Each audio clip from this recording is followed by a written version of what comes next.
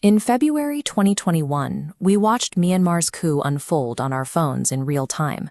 But as months turned into years, that international attention faded. 3 years later, the military is still bombing its own villages from the air, often targeting the very communities that refuse to submit. The human cost has reached a staggering scale.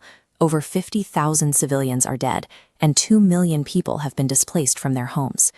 Despite this, the international response has withered. It has been reduced to occasional diplomatic statements that lack any mechanism for enforcement. This vacuum of attention is where the slaughter continues. When the world decides a tragedy is no longer worth sustained focus, the violence doesn't stop. It just stops being televised. The Tatmadaw, Myanmar's military, has controlled the nation for decades. Their rule transformed one of Southeast Asia's most prosperous countries into one of its poorest. A brief democratic transition in 2011 offered a glimpse of a different future, culminating in a 2020 landslide election victory for Aung San Suu Kyi. The military responded by arresting the elected government on February 1, 2021. This wasn't an investigation into voter fraud.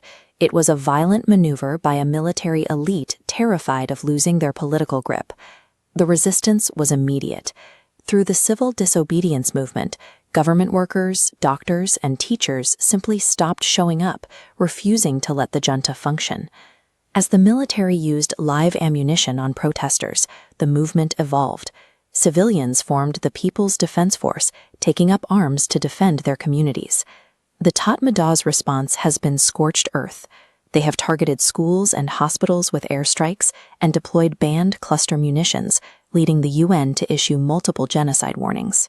An entire population is fighting a civil war to save their democracy from a genocidal regime, while the international community remains a distant observer. Regional diplomacy has proven ineffective. The military completely ignored the ASEAN 5-point consensus, knowing the organization lacked any power to punish them for it. Western economic sanctions have damaged the country's broader economy, but they have failed to change the military's behavior.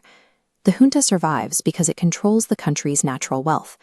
By monopolizing the trade of jade, timber, and gas, they can convert resources directly into weapons, effectively bypassing global financial barriers.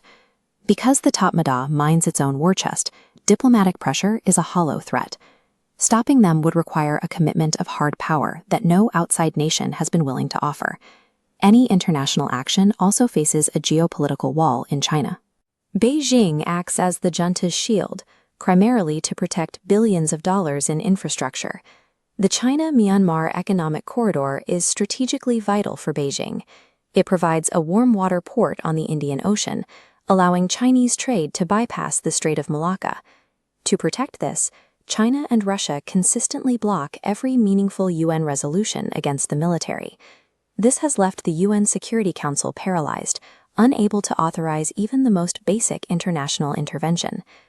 India, the world's largest democracy, also maintains ties with the junta. Despite the destruction of democracy next door, New Delhi prioritizes its own strategic interests. India relies on the Myanmar military to help manage border insurgents and finish the Caledon project, a transit corridor linking India's landlocked northeast to the sea. For the superpowers bordering Myanmar, the lives of 50,000 people are a secondary concern to the cold pragmatism of trade routes and border security. The most extreme human suffering is concentrated among the Rohingya, a Muslim minority group denied citizenship in Myanmar for decades. In 2017, the military forced 700,000 Rohingya to flee to Bangladesh in a campaign the UN described as ethnic cleansing.